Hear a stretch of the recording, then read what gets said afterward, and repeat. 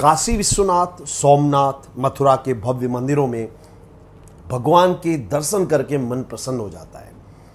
पर क्या आपने कभी सोचा है कि इन भव्य मंदिरों को जब मुस्लिम आक्रांताओं ने नष्ट कर दिया तो इनका पुनरुद्धार किसने करवाया? यदि आप जानते हो तो कमेंट बॉक्स में अवश्य लिखिएगा। तो दोस्तों, हम सभी ने न्याय के घंटे की एक झूठी कहानी जरूर सुनी है, परंतु क्या आप भारत की उस महारानी के बारे में जानते हैं जिन्होंने एक गाय के बछड़े के हत्या के बदले अपने पुत्र को मृत्युदंड की सजा दी थी? तो दोस्तों, भारत के उस स्वर्णिम इतिहास को जानने के लिए बने रहिए हमारे साथ। दोस्तों, ये कहानी है भारत की महान रानी देवी अहिल्याबाई होलकर की। 31 मई 1725 के दिन महाराष्ट्र के अहमदनगर के चौड़ी गांव में अहिल्याबाई होलकर का जन्म हुआ था। उनके पिता मंकूजी राव गांव के पाटिल यानी कि सरपंच थे। जिस समय लोग कन्या शिक्षण के बारे में सोचते भी नहीं थे, उनके पिता मंकूजी राव ने घर पर ही अहिल्याबाई को शिक्षा प्रदान करी। बालिका अहिल्याबाई में संस्कारों का सिंचन किया। एक बार इंदौर के राजा मल्हार राव जी होलकर चौड़ी गांव से गुजर रहे थे तो उन्हें देखा कि एक 8 वर्ष की कन्या बड़े सेवा भाव से भूखों को भोजन करा रही है। मल्हार राव जी ने उस कन्या को अपनी बहू बनाने का निश्चय किया और 1733 में अहिल्याबाई का विवाह मल्हार राव के बेटे खांडे राव से हुआ। विवाह के पश्चात अहिल्याबाई की सास गौतमी बाई ने उन्हें तार्किक रूप से सोचना सिखाया, उन्हें अकाउंट, पॉलिटिक्स का ज्ञान दिया। 1745 में अहिल्याबाई ने एक पुत्र मालेराव तथा 1748 में एक पुत्री मुक्ताबाई को जन्म दिया। 1754 में कुंभेर के युद्ध में अहिल्याबाई के पति खांडेराव वीर गति को प्राप्त हुए। अहिल्याबाई के सिर पर दुखों का पहाड़ टूट गया। अहिल्याबाई ने सती होने का निश्चय किया, परंतु ससुर मल्हार राव ने बताया कि राष्ट्र धर्म सबसे बड़ा होता है।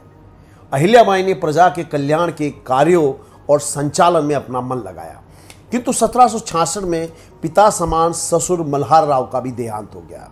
फिर 11 दिसंबर 1767 में अहिल्याबाई मालवा के सिंहासन पर विराजमान हुई।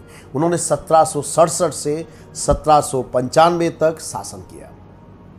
उन्होंने महिला सेना तैयार की, कन्या शिक्षण पर भार दिया, लूटपाट करने वाले डाकुओं का खात्मा किया।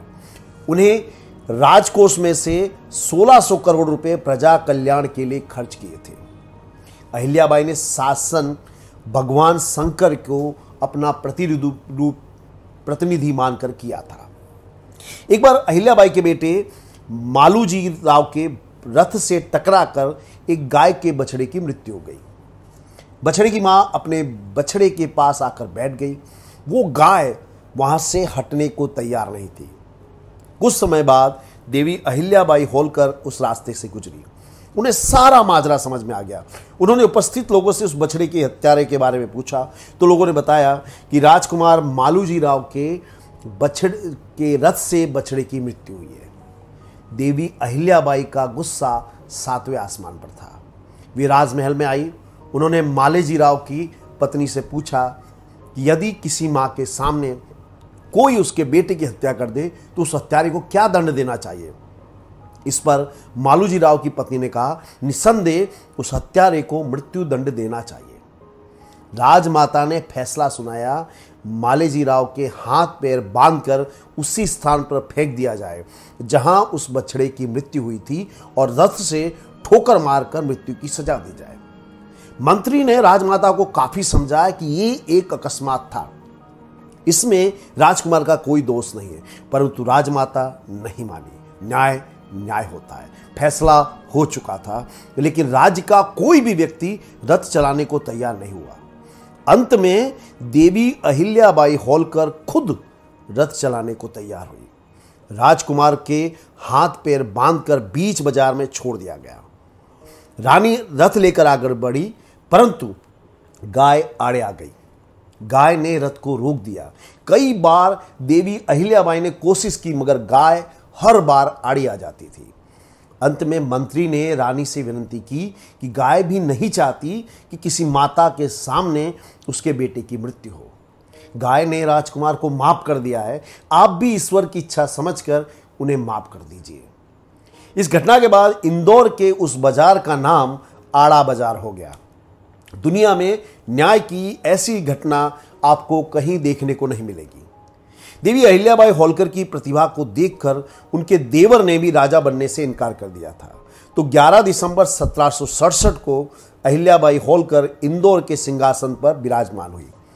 परंतु आसपास के पेशवा को यह अच्छा नहीं लगा कि कोई स्त्री उनके समकक्ष पेशवा बने। तो कुछ पेशवाओं ने रानी को कमजोर मानते हुए उनके राज्य पर हमला करने की योजना बनाई। अन्य कोई होता तो हिम्मत हार जाता। ऐसे में देवी अहिल्याबाई होलकर ने सूझबूझ और हिम्मत का परिचय दिया।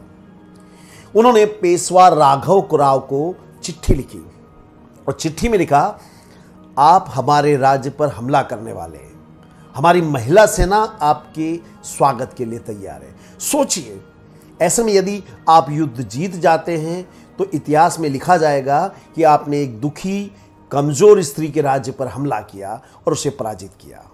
परंतु यदि आप हार जाते हो तो आप किसी को मुंह दिखा नहीं सकोगे। महारानी की यह चिट्ठी राघव राव के सीने में एक तीर की तरह चुभी। उन्हें अपनी गलती का एहसास हुआ।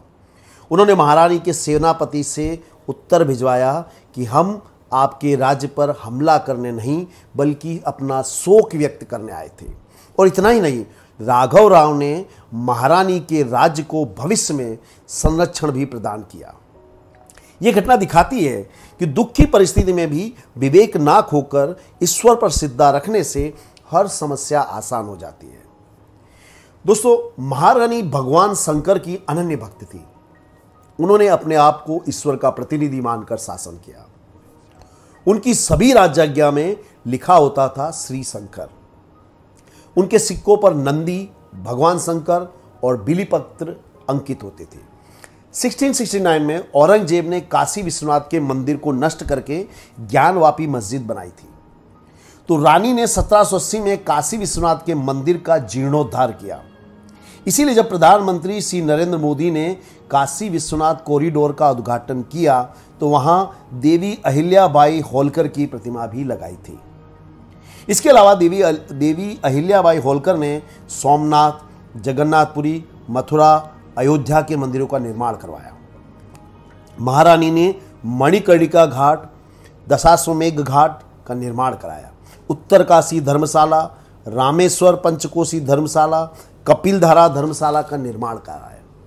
महारानी ने गंगा जल को भारत के सभी मंदिरों में पहुंचाने की व्यवस्था करवाई। महारानी अहिल्याबाई एक दूरदृष्टा थी। उन्होंने 1772 में अंग्रेजों की कूटनीति के खिलाफ पेशवा को पत्र में लिखा था, शेर को साहस होता है परंतु रीछ को मारना आसान नहीं होता। एक बार उसके कब्जे में फंस जाने पर मृत्यु निश्चित होती है। यही हाल है अंग्रेजों का। तो दोस्तों, इस प्रकार रानी देवी अहिल्याबाई होलकर ने ईश्वर को साक्षी मानकर शासन किया और इंदौर को भारत का एक विकसित राज्य बनाया। हमें गर्व है भारत के ऐसे महान रानी पर। जय श्री कृष्ण। धन्यवाद। Thank you very much.